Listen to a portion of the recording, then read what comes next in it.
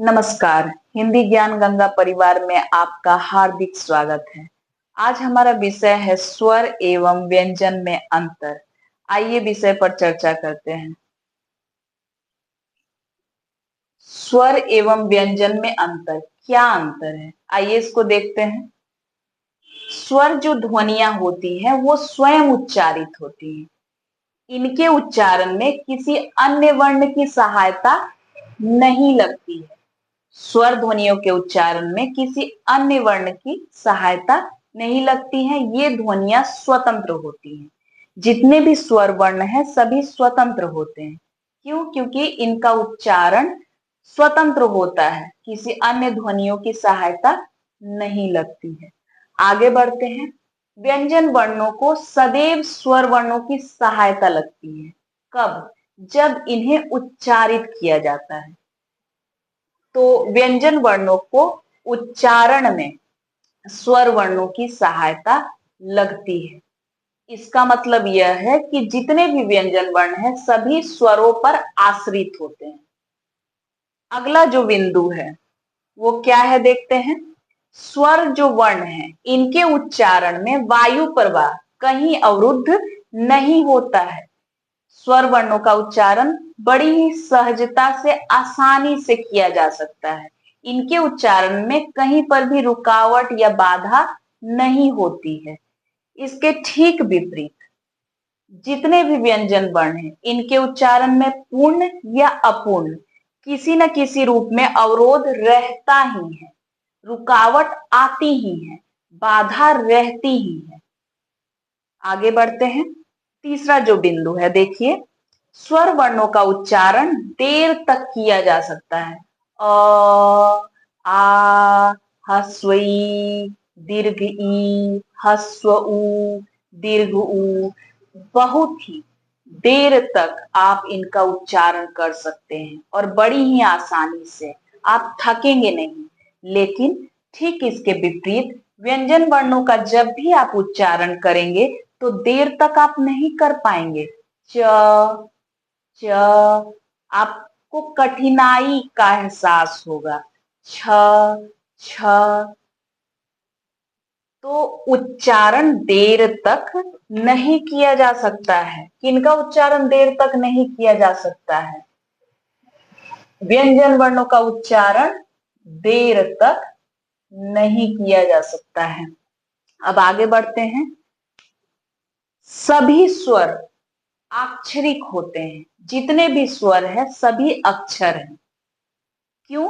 क्योंकि इनका उच्चारण श्वास के एक ही झटके से किया जाता है। अ, आ, ह्स्व ई, दीर्घ ई, सभी का उच्चारण श्वास के एक ही झटके से किया जा सकता है।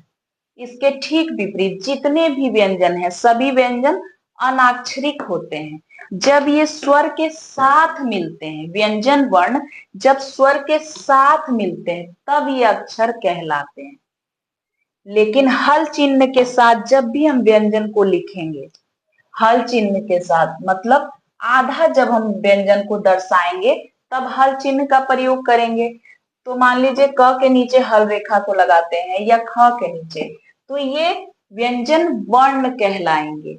लेकिन जब हल के बिना है, हल चिन्ह को हटा दिया अर्थात ये स्वर सहित जब होंगे तब ये अक्षर कहलाएंगे। आगे बढ़ते हैं। सभी जो स्वर हैं वो अपेक्षाकृत मुखर होते हैं, बोलने में आसानी होती है। इसके ठीक विपरीत जितने भी व्यंजन हैं कम मुखर होते हैं, बोलने में उतनी आसानी नहीं होती, कठिनाई आती है। आगे बढ़ते हैं। जितने भी स्वर वर्ण हैं सभी घोष होते हैं। व्यंजन वर्ण घोष भी होते हैं और कुछ अघोष भी, तो दोनों का मिश्रण होता है, घोष एवं अघोष। अब घोष क्या है, इस विषय पर मैंने वीडियो बनाया है। अघोष क्या है, इस पर भी वीडियो है, तो आप देख सकते हैं। आगे बढ़ते हैं। सभी स्वर जो है वो अल्प प्राण है। अल्प प्राण पर भी मैंने वीडियो बना कर रखा है, आप देख सकते हैं। अल्प प्राण होते हैं सभी स्वर। और व्यंजन क्या है? कुछ व्यंजन अल्पप्राण है, कुछ महाप्राण, तो दोनों का सम्मिश्रण होता है, अल्पप्राण और महाप्राण व्यंजन दोनों ही हो सकते हैं। इसके बाद देखिए, स्वराघात वहन करने की क्षमता से युक्त। स्वर जो है वो स्वराघात या बलाघात उसको वहन कर सकते हैं। स्वर का आघात बलाघात उस पर पड़े तो स्वर उसे वहन कर सकता है। अब स्वराघात क्या है, बलाघात क्या है, इस पर भी मैंने अलग से वीडियो बनाकर रखा है, आप चैनल पर जाकर देख सकते हैं। तो स्वर क्या है, स्वराघात को वहन करने की क्षमता रखते हैं, बलाघात को वहन वो कर सकते हैं। इसके ठीक विपरीत जितने भी व्यंजन वर्ण है वो स्वराघात को वहन नहीं कर सकते हैं, स्वराघात को ये वहन नहीं कर सकते हैं। आगे बढ़ते हैं। स्वरों की मात्रा होती है, मात्रा जो है केवल स्वरों की होती है, मात्रा व्यंजन वर्णों की नहीं होती है। मात्रा पर भी मैंने वीडियो पहले ही बनाया है, आप चैनल पर जाकर देख सकते हैं। तो कुल मिलाकर हमने क्या जाना, स्वर और व्यंजन के अंतर को अच्छी तरीके से समझ लिया है कि स्वर स्वतंत्र हैं, इनमें वायु प्रवाह कहीं अवरुद्ध नहीं होता है, इनका उच्चारण स्वयं होता है, ये किसी पर आश्रित नहीं होते हैं, इनका उच्चारण देर तक किया जा सकता है, ये अधिक मुखर होते हैं, स्वराघात को वहन करने की इनमें क्षमता होती है, इनकी केवल मात्रा होती है, सिर्फ स्वरों की ही मात्रा होती है। ये अल्पप्राण होते हैं, घोष होते हैं और अपेक्षाकृत अधिक मुखर होते हैं और स्वर अक्षर भी होते हैं।